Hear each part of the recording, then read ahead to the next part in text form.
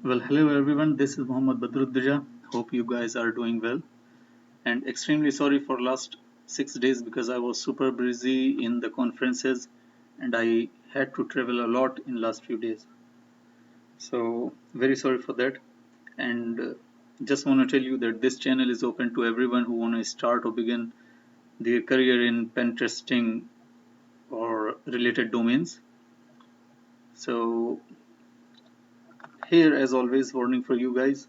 This video and its content are only for educational purpose and I do not support any unethical or illegal act.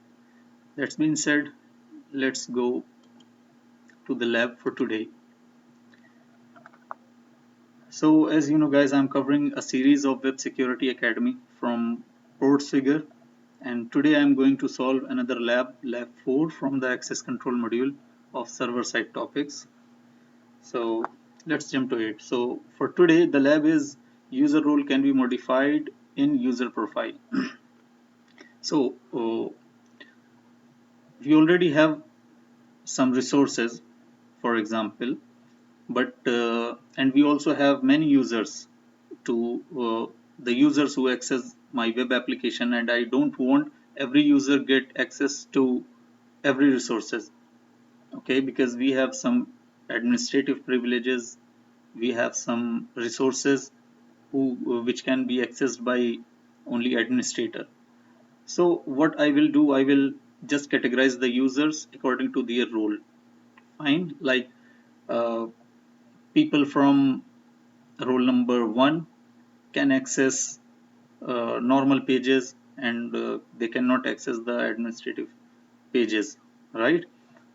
But here the lab is designed in that way that a user can modify the role ID from his own and he can get the administrative privileges, right? So there must be a vulnerability in the access control in backend coding or somewhere so that he can exploit that vulnerability. So the agenda for this lab is to solve the lab by accessing the admin panel and using it to delete the user Carlos. You can log in to your account using the following credentials, and we already have credentials. So it is kind of white box testing. I've already opened my bug suite and this is the lab. So today I will not go into the uh, page source because we know that lab itself said already that you have to log in. Fine. So let's go and log in. So my user is Wiener and the password is Peter, right? Fine. So one more thing I can do in backend, it's always better. This is my habit that I always enumerate and run the enumerate processes in the backend so that I can get some valuable information. So today I'm going to use derb and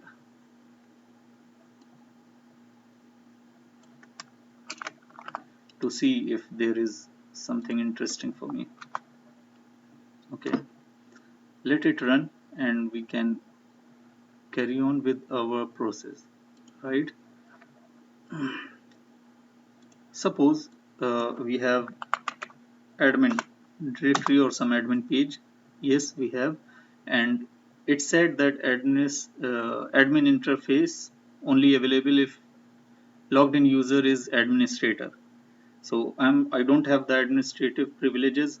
That's why I cannot access this page. Okay, fine, no problem. So let's go here. But before that, we need to capture the traffic silently. And I want to show you here. I already turned off the intercept so that I can silently capture the traffic. I switch on the bug suite. I just want to see one thing because I am using 8080 port for another services. So I changed that here, and also in the bug suite, if I go to the options, so here I also changed port number. Fine, let's do the job. So I want to change the email for my user, and let's see, I want to change just the domain name. My email is normal user.net. Now I change it to @hell.com. Okay, let's update the email. Okay, now you can see it's reflected my updated email now. So go to the Bub Suite. I want to close this. Okay, this is the post request, and this is the request, and we get here the response, right? So we can see here in the form where we need to enter the new email address. In that form we enter this email, right? And it is successfully done, updated, and we got this response. The interesting part is that whatever we uh, input, we can see here in the post request, but in some other form. This could be JSON format, and the reply also comes, and with the reply we got some information about the user. Okay, and this one is also in the JSON form, in JSON format. So let's go back. I want to see this one. View page source is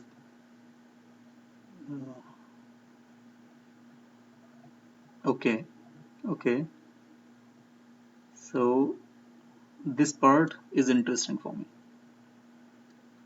Fine, so I just want to make copy and paste it here, and I want to view it.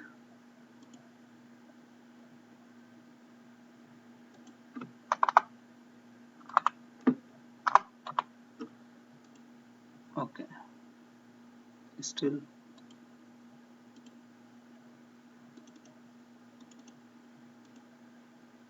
fine, that's look better. Okay, so this is the form, and on submit, when we enter the new email address and make submit, so on submit there is a JSON submit function called, and these are the parameters. Okay, and this script have something, so we need to see what's inside this script. So let's go here, and we can make it in the new page. Okay, so this is the script. Now as we can see here,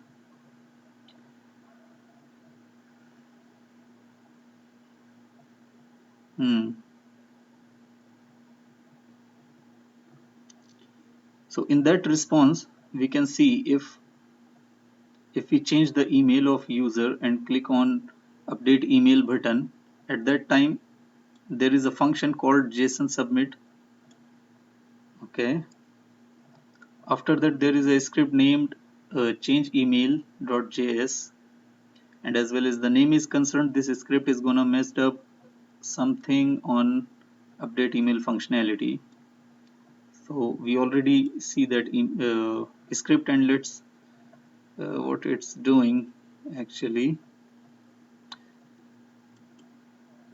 Okay, you can see there is ePrevent default. So what this does, this method cancel the event if it is cancelable, means the default action that belongs to the event will not occur. Okay, and second interesting part is this one. So JSON stringify object. So what this method does, this method converts a JavaScript object or value to the JSON string, and that's why we are getting here the values in the JSON format. Okay, these are the JSON format value. So whatever we write in the input field, this script creates an object, an empty object, then it fetch the value what we have entered on the input field, okay, and there is a value and a key.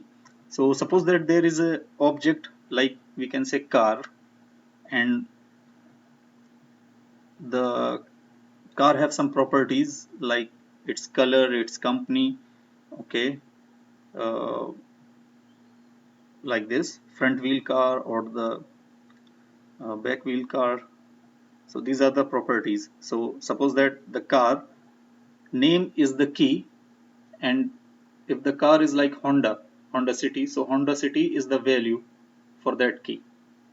Like color is the key, and the value like blue is the value. So I can show you something here like this. Car, fine. So the object we have is car, okay, and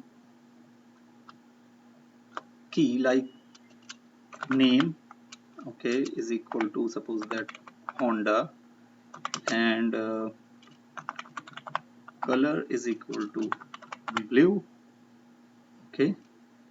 So car is the object and it's the property where this name is the key and this is the value for the key name. So when we need to call it, we can call it in two ways, like car dot name, okay, so it will show us the name of the car, and we can also call it like car and the key value like name or color, right? So the same thing is going on here.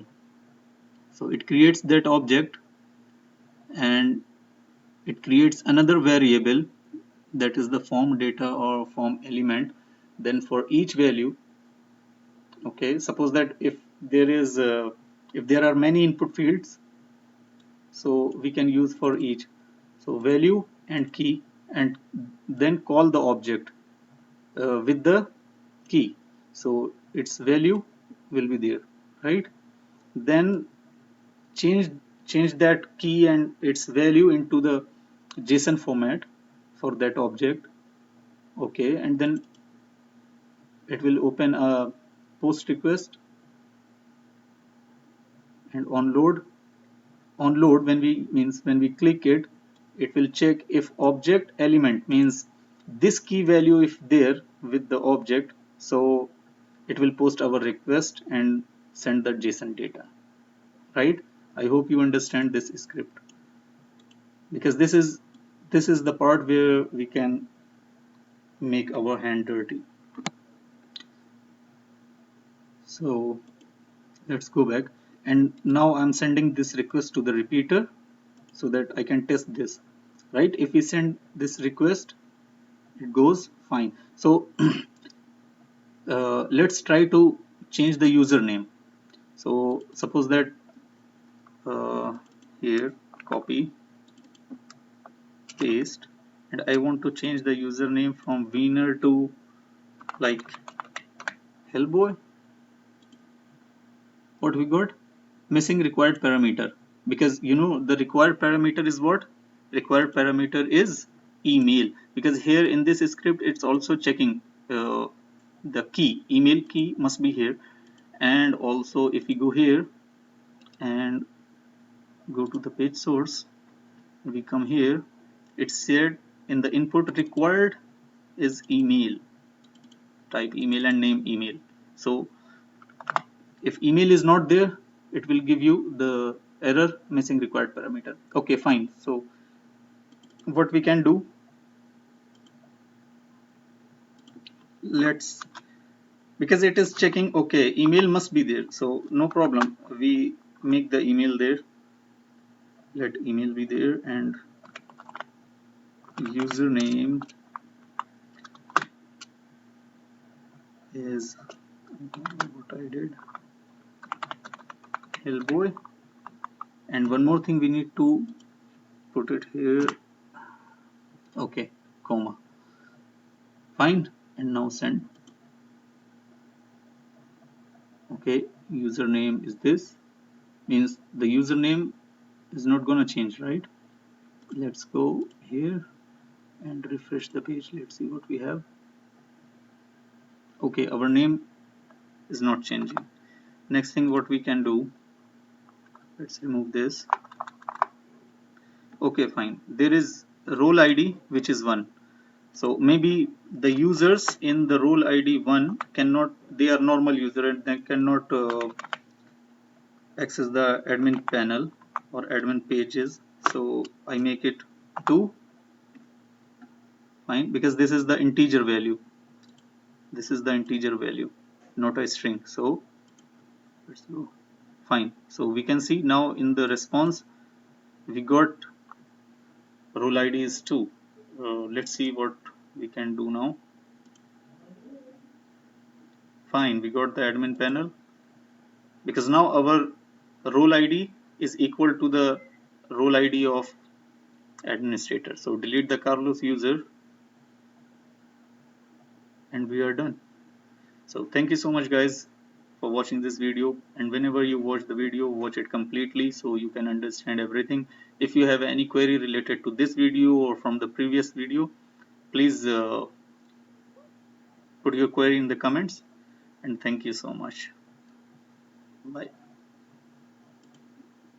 One more thing before we go, I want to see what we got here, because this is the directory enumeration we run in the backend. So you can see admin is there, it finds the, and one more directory is there, analytics, like that. Okay, thank you.